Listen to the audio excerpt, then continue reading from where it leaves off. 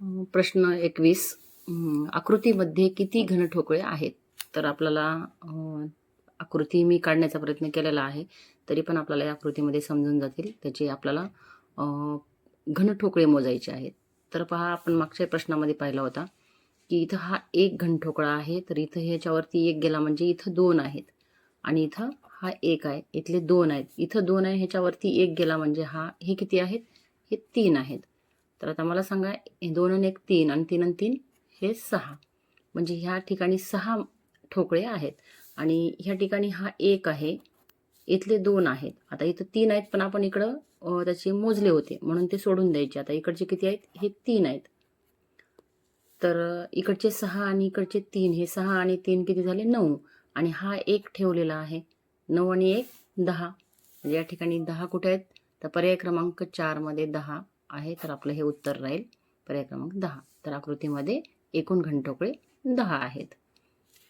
तर प्रश्न क्रमांक 22 काय म्हणते आपल्याला? आकृतीमध्ये काटकोन त्रिकोण किती? तर पहा, याच्यामध्ये आपण ABCD टाकून घेऊया. A, B, C आणि D. तर आकृतीमध्ये काटकोन त्रिकोण पाहायचे आहेत. तुम्हाला माहित आहे, एक म्हणजे हा 90 अंशाचा असतो, म्हणजे तो काटकोन त्रिकोण असतो. तर या ठिकाणी आपण हा A, B, C आणि D हे सगळेच काटकोन त्रिकोण आहेत. जर आपण याला जर या अँगलनं जर पाहिलं आपण, आणि हा म्हणजे ही रेषा आपली 90 अंशाची येते आणि इकडे जर असं केलं तर हा काटकोन त्रिकोण येतो. इकडे तसाच आहे, हा पण सरळ आणि ही रेषा 90 अंशाची, म्हणजे काटकोन त्रिकोण आहेत. तर A, B, C आणि D हे 4 काटकोन त्रिकोण. त्याच्यानंतर 2 वाले AB हाही काटकोन त्रिकोण आहे. त्याच्यानंतर BC, AB, BC आणि CD, त्याच्यानंतर हा AD, हे 4 आहेत. त्यानंतर 3 अक्षरीमध्ये आपल्याला एकही काटकोन त्रिकोण यामध्ये सापडणार नाही. 3 नाही आणि 4 नाही. तर या ठिकाणी हे 4 आणि हे 4, 4 अधिक 4 किती झाले? बरोबर 8.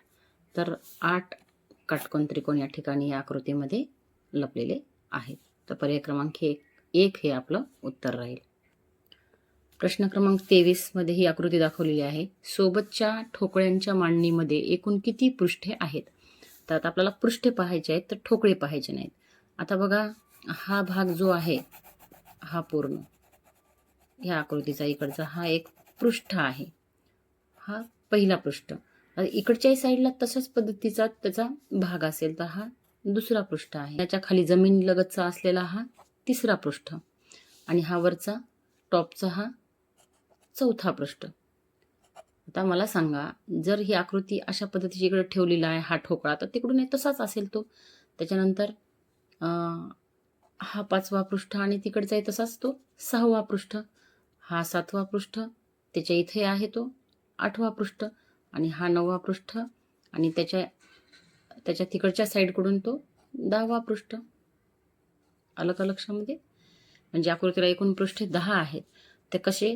तर ही साईड बघितली आपण, तर हा एक साईड तिकडची तशीच त्याची दुसरी साईड, त्याच्यानंतर हा जमिनीलगत असलेला हा तिसरी साईड त्याची, त्याच्यानंतर हा वरचा टॉपचा चौथी साईड ठोकळ्याची आणि इकडचा 5 म्हणजे तिकडून तशीच ती आकृती असल्यामुळे ती 6वी, इकडून हे 7वा, इथं हे 8वा, हा इकडून 9 आणि इकडून 10. म्हणजे आकृतीला एकूण पृष्ठे किती आहेत? तर 10 आहेत. म्हणून पर्याय क्रमांक 3 हे उत्तर राहील. त्यानंतर प्रश्न 24 म्हणते आपल्याला काय बघा, सोबतच्या आकृतीच्या पृष्ठांची एकूण संख्या किती? आता इथे किती आपल्याला पृष्ठ विचारलेले आहेत. तर या ठिकाणी मी आकृती अशी समजेल अशी काढलेली आहे मी. तर आपण पाहूया.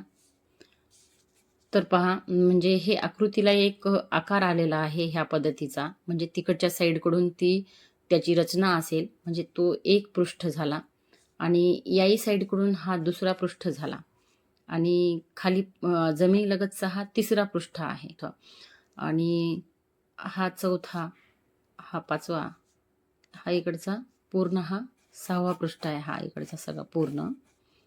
त्याच्यानंतर हा 7वा आणि इकडचा 8वा आणि वरचा पूर्ण 9, त्याच्यानंतर याला 10, हे 11 आणि हे 12. समजलं का मग? तर आपण जेव्हा ह्या ठोकळ्याला इकडची साईड धरली होती तेव्हा ॲटोमॅटिक ह्या ठोकळ्याचा आपल्याला इकडची साईड आलेली आहे, म्हणून ही पूर्ण एक साईड आहे. आणि ह्या ठोकळ्याची ही साईड ही आलेली, या इकडच्या मोजण्यामध्ये 2मध्ये ही इकडची साईड आलेली आहे, म्हणजे पाठीमागची साईड आलेली आहे आणि इकडच्या साईडची आलेली आहे मध्ये. म्हणून हा 1 आणि हा 2 खाली जमिनीलगतचा हा 3रा आणि इकडून 4, इकडून 5 आहे आणि वरी जो पूर्ण आहे तो 6वा आहे. हा इकडचा 7वा, इकडचा 8वा आणि वरचा पूर्ण 9वा. हा दिसतोय 10वा आणि हा 11वा आणि वरचा टॉप 12वा. म्हणजे 12 पृष्ठे या एकूण या आकृतीमध्ये पृष्ठे 12 आहेत.